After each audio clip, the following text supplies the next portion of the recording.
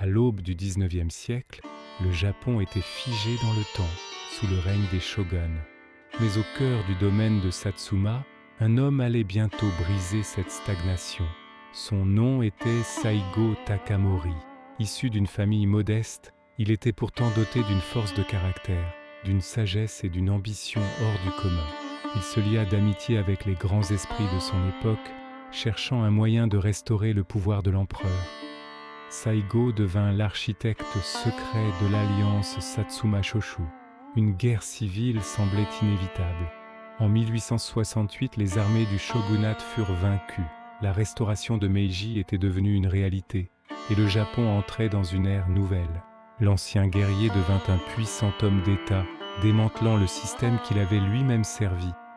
L'ère des domaines, des privilèges héréditaires et des samouraïs touchait à sa fin.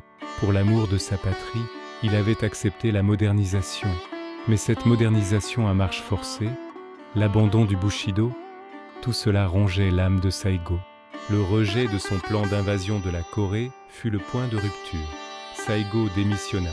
Il se retira à Kagoshima, s'éloignant de Tokyo et de ce qu'il considérait comme un rêve de progrès superficiel.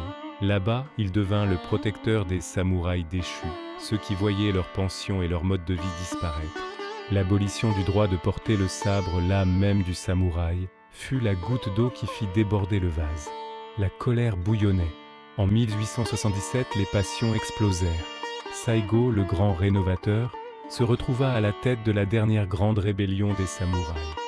Leur force était puissante, animée par le désespoir et l'honneur. La rébellion de Satsuma était lancée, mais c'était un combat inégal. L'esprit ancestral face à la machine de guerre moderne. Le gouvernement Meiji avait levé une armée de conscrits, bien entraînés et équipés de la technologie occidentale. Malgré quelques victoires tactiques, les samouraïs reculaient, leur nombre s'amenuisait, leur cause était perdue. La colline de Shiroyama fut leur dernier refuge. Quelques dizaines d'hommes face à un déluge de feu. Pour un samouraï, l'honneur était tout. Blessé à mort, Saigo demanda à son fidèle compagnon d'accomplir le dernier service. Le dernier samouraï était tombé.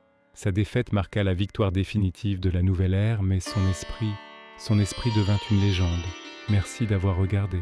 Si vous avez apprécié cette histoire, n'oubliez pas de vous abonner et de partager. À bientôt pour une nouvelle page d'histoire.